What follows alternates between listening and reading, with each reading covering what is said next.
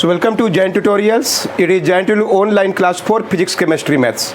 Today we study class 11th physics. We are in the chapter laws of motion. We are in the topic video number 4. Force के बारे में बता दिए, first low, second low, impulse of force video देख चुके होंगे, एकदम अच्छा समझ में आ चुका होगा। तो चलिए आज का टॉपिक है, हम लोग पढ़ेंगे, सबसे पहले पढ़ेंगे वेरी इंपॉर्टेंट टॉपिक है laws of conservation of momentum. थोड़ा सा 9th क्लास में पढ़े हैं, क्या होता है पहले ये समझना पड़ेगा। कैसे लोग प्रूव करते हैं with the help of calculus method, ये पढ़ना आपको। तो कंजर्वेशन ऑफ मोमेंटम क्या होता है पहले समझिए। मान ली कोई सिस्टम में एक बॉडी है, दो बॉडी है, आपस में टकरा गया। अगर कोई फोर्स बाहर से काम नहीं कर रहा है, if no force acting on the system from outside, no external force, then जितना मोमेंटम शुरू में था उतना ही मोमेंटम बाद में रहेगा। Means what? If there is no force acting on then the acting on system, then dp equal to 0 means what? P is equal to what? Constant. P remains constant. P remains constant. dp equal to 0 है ना, ये classical definition है। when no force act on a system then total force remains, so total momentum remains constant. P is equal to constant, dp is equal to 0. so suppose कोई body है 2 kg का, 3 kg का, 4 metre पर second, और इसका velocity है 4 metre पर second, और इसका वेलोसिटी है सपोज 8 मीटर पर सेकेंड। टोटल मोमेंटम कितना हो गया? शुरू में टोटल मोमेंटम कितना हो गया? दोनों का ऐड करेंगे, 2 4 जा 8 एंड 24 कितना हो गया? 32 kg मीटर पर सेकेंड। आपस में बॉडी टकरा गया, बाहर से कोई फोर्स नहीं लगा है। सपोज ये 2 kg है तो 2 ही kg रहेगा, ये 3 kg का है तो 3 kg ही रहेगा। सपोज ये हो गया 6 मीटर पर सेकेंड, इसका वेलोसिटी घट के 8 से घट के 6 हो गया, क्लियर है? और इसका हो गया सपोज 7 मीटर पर सेकेंड। अब मोमेंटम कितना होगा? 2 7 जा 14, 3 6 जा 18, बदल गया आपस में, लेकिन टोटल मोमेंटम शुरू में भी जितना था उतना ही बाद में भी रहेगा। जितना शुरू में था 32, तो यहाँ भी क्या 32 मीटर पर सेकेंड ही रहेगा, kg मीटर पर सेकेंड ही रहेगा। भले आपस में बदल गया, आपस में इनका मोमेंटम चेंज हो गया, लेकिन ये तब लागू होता है when there is no force. So when there is no force acting on a system of 2 or more bodies, then total momentum remains constant.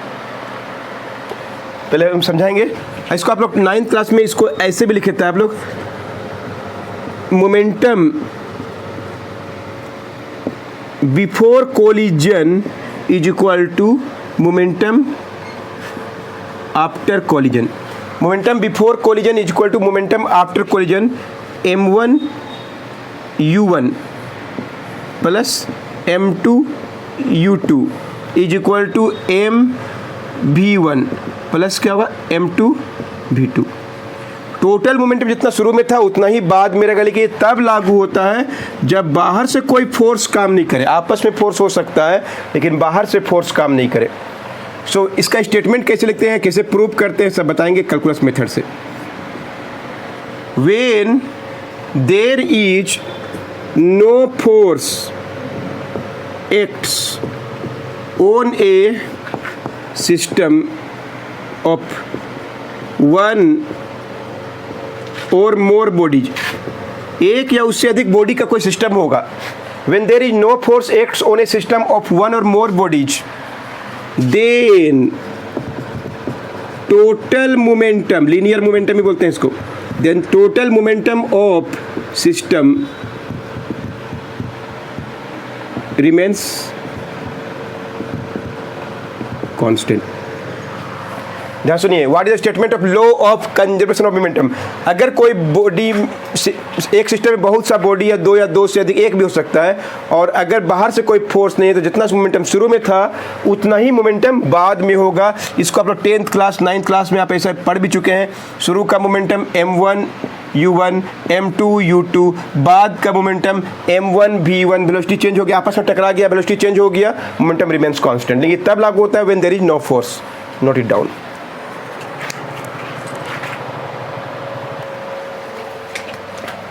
इसको प्रूव कैसे करते हैं? स्टेटमेंट समझ में आ गया?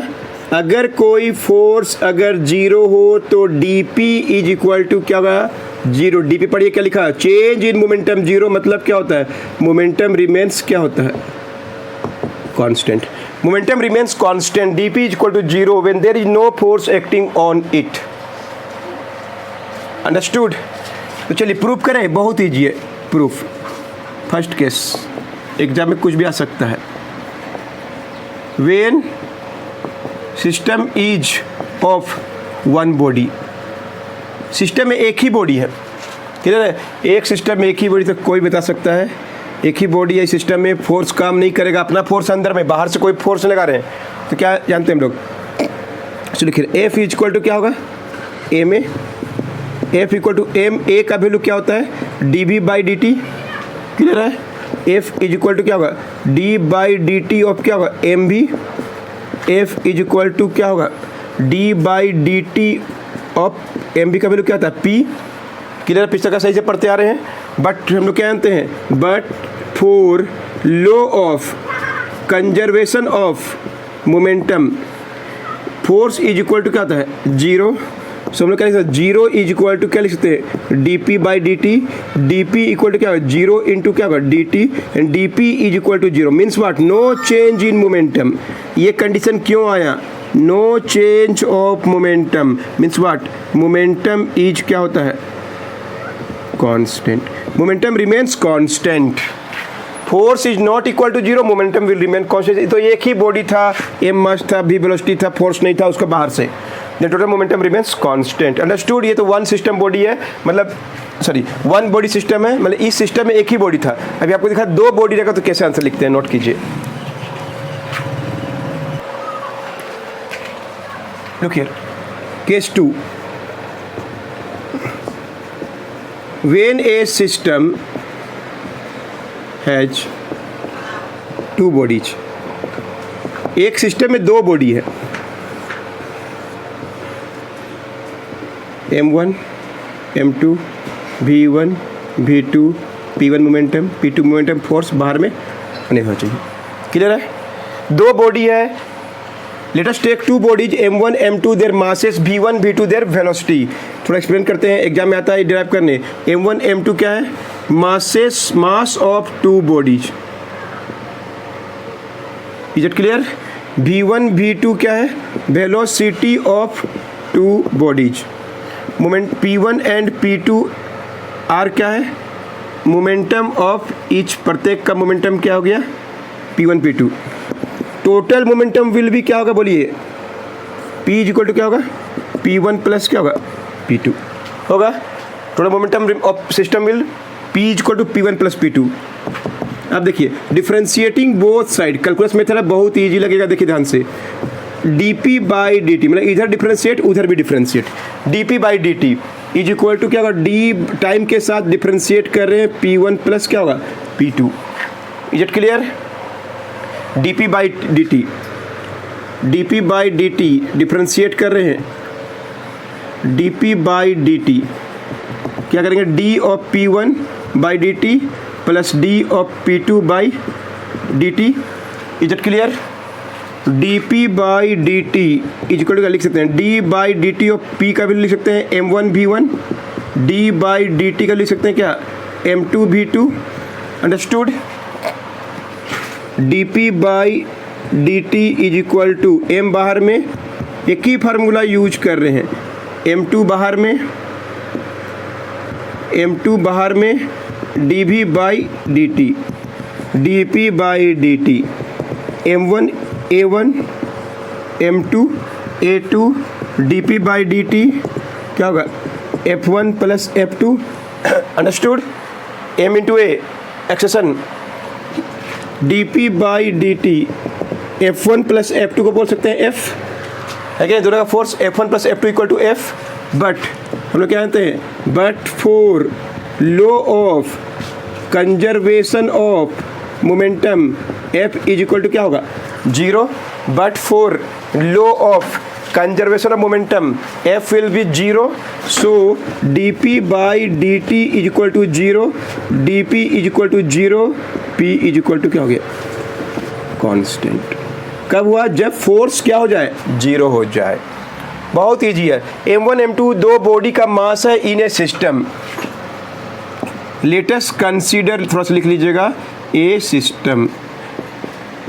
m1 m2 मास है, v1 v2 वेलोसिटी है, p1 p2 are momentum of each body, momentum of each body है कि नहीं। टोटल मोमेंटम कितना हो जाएगा? p equal to p1 plus p2 हो जाएगा। मालूम है मोमेंटम लोग सम कर सकते हैं। Both differentiating both dp by dt, d by dt of p1 plus p2 अलग अलग कर दिए। p1 प्लस p2, p का वैल्यू पुट कर दिए m1 v1 plus m2 v2, m1 बाहर में dv1 by dt, m1 a1 m2। तो ये इसका फोर्स है, इसका फोर्स है। टोटल फोर्स क्या हो गया? जीरो लगाया सिस्टम में, टोटल फोर्स जीरो हो गया। फोर्स का वैल्यू जीरो होता है, but for law of conservation momentum dp by dt equal to zero, dp equal to zero, p is constant. Understood? Note कर लीजिए।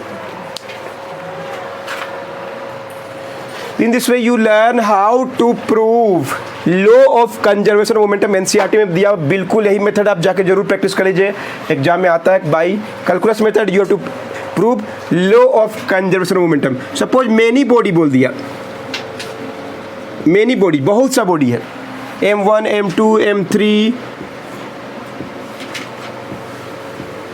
वेलोसिटी क्या है? v3, so many body. Suppose let us consider system of n bodies। बहुत सा bodies है, तभी answer यही होगा। कितना भी बॉडी रहे, एक बॉडी रहे, दो बॉडी रहे, कितना भी बॉडी रहे, टोटल मोमेंटम कोई भी सिस्टम का हमेशा कांस्टेंट रहता है। लेकिन शर्त क्या है? एक्सटर्नल फोर्स क्या होना चाहिए? m जीरो होना चाहिए। तो m1 m2 m3 suppose dot dot dot are the masses of n bodies. v1 v2 v3, v1 v2 v3 vn are the velocity of n bodies. p1 p2 p3 r क्या होगा? p1 p2 p3 pn r क्या हो जाएगा? Momentum of each body. Then total momentum क्या होगा? p1 plus p2 plus p3 करते करते क्या होगा? pn। जितना बॉडी उतना है कि नहीं, सबका अपना मोमेंटम, सब बॉडी का अपना अपना मोमेंटम। तो सिस्टम का मोमेंटम कितना होगा? जितना बॉडी का मोमेंटम है। कभी भी आप ध्यान रखिएगा, कभी भी सिस्टम का मोमेंटम निकालना है, मतलब उसके अंदर जो बॉडीज है उनका मोमेंटम, जो मोशन में है उनका मोमेंटम। अब सबका वैल्यू इसी तरह से हम लोग क्या लिखेंगे? p1 प्लस p2 करते करते pn अलग अलग कर दिए। लास्ट में क्या हो गया? dp बाई dt किसका? pn। अंडरस्टूड? ऐसे करते करते क्या हो गया? लास्ट में अलग कर दिए। मैं जितना बॉडी बोलेगा उतना का आप कर सकते हैं, mn bn। क्लियर है? ऐसे डॉट डॉट डॉट, m तो कांस्टेंट है, मास कांस्टेंट रहता है, d बाई dt ऑफ क्या होगा? vn। क्या होगा? m3 v3 करते करते क्या होगा? mn vn। अब सब तो फोर्स है, f1 f2 f3 करते करते क्या हो जाएगा? fn। समझ आ रहा है कि नहीं? बिल्कुल सेम है। One body, two body, three body, many body system, total momentum will remains क्या होगा? आंसर यहाँ लिख रहे हैं। dp बाई dt का वैल्यू क्या निकला? Total force f1 plus f2, but for law of conservation momentum f equal to zero, dp by dt equal to zero, यानी p इज इक्वल टू क्या हो गया? एकदम अच्छा से बता दिए। और ये फार्मूला को भी याद रखना चाहिए, जब दो ही बॉडी हो, शुरू का momentum m1 v1 m2 v2 is equal to बाद का momentum m1 u1 plus m2 u2। m1 v1 plus m2 v2 equal to m1 u1 plus m2 u2। बाद का मोमेंटम, पहले का मोमेंटम रिमेन सेम। जितना बॉडी है सबको add कर सकते हैं हम लोग। ये बहुत इंपॉर्टेंट फार्मूला है और ये प्रूव कर दिए कैलकुलस मेथड से बहुत ईजिली। नोट कर लीजिए। So in this way we learn law of conservation of momentum। और इसके लिए सबसे बड़ा शर्त है force should be zero। Clear है? No external force, only then the law of conservation of momentum is applied। चलिए एकदम ईजी है। फर्स्ट लो बता दिए, सेकेंड लो बता दिए, अब आगे थोड़ा बढ़ रहे हैं। ये तो बहुत ईजी है। थर्ड लो ऑफ मोशन किसी को याद है? बहुत सा एग्जाम्पल है। कोई बॉडी में जितना आप फोर्स लगाएंगे, बॉडी भी आपको उतना ही फोर्स लगाता है। जैसे कोई बॉडी में कोई फोर्स लगा रहा है F1, तो ये बॉडी भी क्या करेगा? उसमें फोर्स लगाता है in opposite direction and same magnitude का। जितना उधर है उतना ही इधर। आप दीवार को जितना फोर्स से ढकेल रहे हैं, आपको भी दीवार उतना ही फोर्स, आपको रेजिस्टिव फोर्स लगाता है। बहुत सा एग्जाम्पल है। To every action there is equal and opposite reaction. To every action there is equal and opposite reaction. Understood? बहुत से एग्जाम्पल पढ़े होंगे, 9th क्लास में भी पढ़े हैं आप लोग. तो कैसे लिखते हैं इसका आंसर? टू एवरी एक्शन, जो भी हम लोग फोर्स अप्लाई करते हैं उसको बोलते हैं action. To every action there is equal and opposite reaction. To every action there is equal and opposite reaction. जितना आप एक्शन करेंगे उतना ही रिएक्टिव फोर्स आपको फोर्स लगाएगा. दोनों का डायरेक्शन उल्टा होता है. F A is equal to क्या होगा? F R, reactive force. लेकिन मैग्नीट्यूड दोनों का सेम होगा. जैसे कोई बॉडी पर कोई फोर्स लगा रहा है 20 न्यूटन से, तो ये बॉडी भी उल्टा डायरेक्शन में 20 न्यूटन से लगेगा, लेकिन माइनस होगा, है कि नहीं. लेकिन टोटल बोलेंगे मैग्नीट्यूड कितना होगा? F of A is equal to F of R is equal to always क्या होगा? 20 newton. Understood? To every action there is equal and opposite reaction. So many examples है, रीडिंग करिए बुक में, आराम से पता चलेगा. फुटबॉल में किक मारिए, जितना स्पीड, जितना फोर्स लगा के आप किक लगाते हैं उतना ही फोर्स भी आपको फुटबॉल के द्वारा अपने पैरों में महसूस होगा. होता है ऐसा? So to every action there is equal and opposite reaction. It is third law of motion. Understood? एकदम सिंपल बता रहा है, कुछ बात भी नहीं है, फार्मूला ही भी नहीं है. तो इतना दूर हम लोग जान गए. अभी तक हम लोग क्या क्या फार्मूला पढ़े? एफ इज इक्वल टू क्या होता है? ए में इम्पल्स फोर्स क्या होता है? डी पी, या M into V minus U, या डी एफ इंटू क्या होता है? D T. यही दोनों फार्मूला मिला. P is the momentum, mass into velocity. Change in momentum is also given by v minus u, and then total momentum remains constant. dp equal to 0 if force equal to 0 means p is equal to constant. Understood? Note कर लीजिए.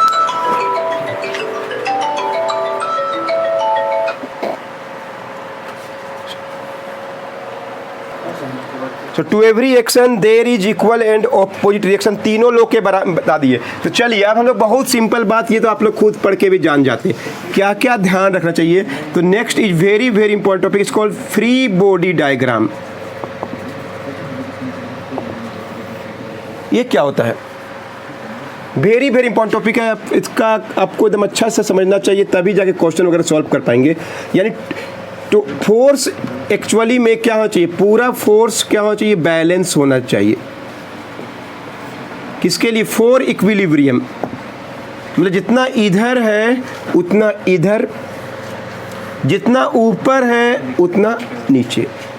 ये जो state है ऐसा दिखाना is called free body diagram. मतलब body free रहता है, फिर जिधर भी ज़्यादा फोर्स होगा उधर की ओर मूव कर जाएगा. तो देखिए, तो सबसे पहले एक फोर्स के बारे में बताते हैं. एक फोर्स का नाम है नॉर्मल फोर्स. ये बहुत ज़्यादा यूज होगा इस चैप्टर में या अगले चैप्टर में भी.